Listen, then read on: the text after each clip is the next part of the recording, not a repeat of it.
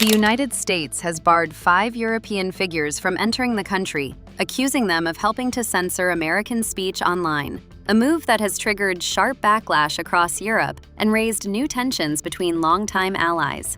The travel bans were announced by the Trump administration and confirmed Tuesday by U.S. Secretary of State Marco Rubio. Previous question about Europe, and I believe the Sky News reporter referenced civilizational erasure, which is a term that has been used by both the White House and the State Department.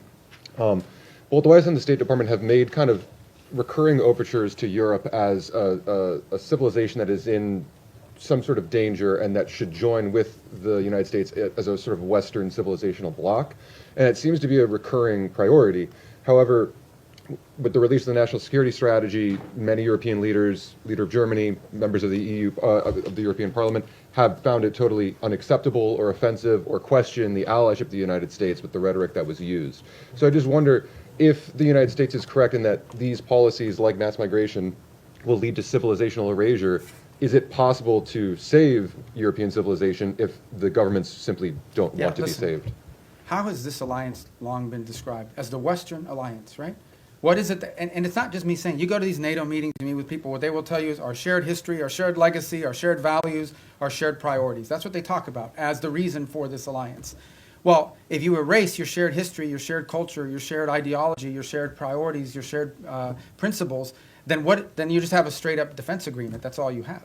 So what I'm trying to point to, and what we've tried to point to, is very simple. That is, at the bedrock and at the cornerstone of our relationship, with example with Europe, is the fact that we do have a shared culture, a shared civilization, a shared experience, and shared values and principles on things like human rights, on freedom, on liberty, on democracy, on all sorts of on the rights of the individual, on all these sorts of things that we in this nation are the inheritors of in many cases, because many of these ideas that led to the founding of our country found their genesis in some of these places in the Western Alliance. If you take that away, if that's wiped out because for whatever reason it's no longer a priority, I do think it puts a strain and threatens the alliance in the long term and in the big picture. Now, whatever internal politics causes people to dispute this, I'm not going to comment on, other than to tell you that I do think that at the core of these special relationships we have is the fact that we have shared history, shared values, shared civilizational principles that we should be unapologetic about. This is a nation that was founded on Western principles. Founded on Western principles like liberty, the value of and the right of the individual, the right of self-governance. These are all Western values. Now, others may have adopted it in different parts of the world, but they emanate from Western history. And it's something that we should be unapologetic about. Why would we be apologetic about it? Anyone who doesn't recognize, for example, that many of the features of our system of government find their root in Roman and Greek history is a fool. Is a fool. It's just not true. And so I think that we need to understand and embrace that, not negate it. And I think that's what we're pointing to here, is that we are concerned that particularly in parts of Western Europe, those things that underpin our alliance and our tie to them could be under threat in the long term. And by the way, there are leaders in those countries that recognize that as well. Some say it openly, some say it privately. In the eastern and southern part of Europe, they're much more open about it. Nonetheless, it is a factor that needs to be addressed.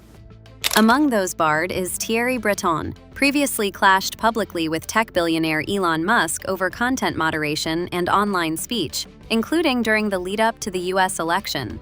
Rubio said the 5 Europeans had pressured American technology companies to suppress viewpoints they opposed, calling it an unacceptable form of extraterritorial censorship. The travel bans fall under a new U.S. visa policy announced in May, designed to restrict entry for foreigners deemed responsible for censorship of protected speech in the United States.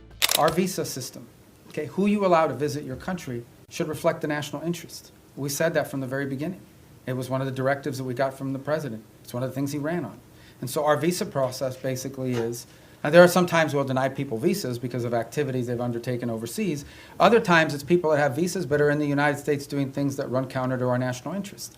And the law gives us the right, and in fact, I would argue the obligation, to remove people like that from our country. And we're going to continue to do it.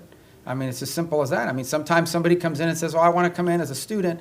They're here as a student, and then once they're here, they're involved in nefarious activity. We're going to remove them from the country.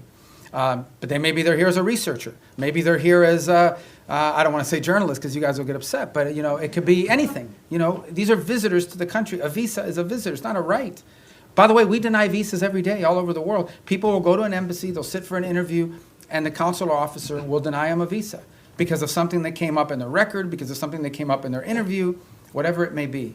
So if you have the power to deny someone a visa before they get one, you most certainly have the power to revoke it once they get one and then do something they shouldn't be doing. So there's a variety of reasons why visas are denied, but all of them are because it implicates our national interest or national security in some way.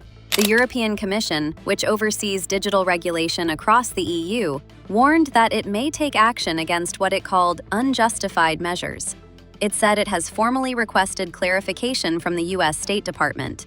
European officials insist their digital laws are not about censorship, but about safety, fairness, and accountability online. At the center of the dispute is the EU's Digital Services Act, which requires platforms to flag illegal and harmful content, such as hate speech and disinformation. Nothing in the DSA forces or asks or requests a platform to remove lawful content. The only thing that is being asked is illegal content. Content that is illegal in real life has no place online. We don't ask any platform to remove any lawful content. We just need to make the difference between illegal content and then content that is potentially harmful. There we ask just platforms to take appropriate risk mitigation measures. If a platform is not compliant, you can open formal proceedings. The platform has the possibility to offer commitments to settle the case.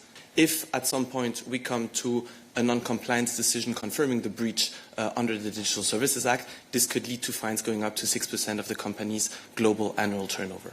Because they're worried that the boat strikes violate international law and they don't want to be involved. Doesn't that strain these relations with key partners that you say you need in order to do these broader security efforts in the region? No. No, it doesn't. I mean, ultimately, at the end of the day, I'm not going to comment on intelligence matters. Look, every day I read stuff that's just not true. Every day. I'm not telling you guys but you guys are being lied to sometimes. Like, sources will come to you and tell you things. Just because they have a government email doesn't mean that they know what they're saying. Maybe they just want to sound important. Maybe they have other incentives. I'm not opining about your question in particular. I'm just writ large, but I'm not going to talk about intelligence matters. Suffice it to say that the United States, every boat strike we've conducted, okay? This is not people seeing a boat and say, okay, let the drummer get wicked and blow them up. We're not talking about that stuff. We are presenting every single one of these is justified. We know who's on those boats. We've been tracking them from the very beginning. We know everything about them, okay? There are boat strikes we don't take because they don't meet the criteria, the legal criteria. We have everything we need, and it's one of the reasons why you've seen this massive deployment in the region, is to be able to gather intelligence and paint a picture that we can justify to lawyers based on the law. So I'm very confident about that effort. It's been very successful.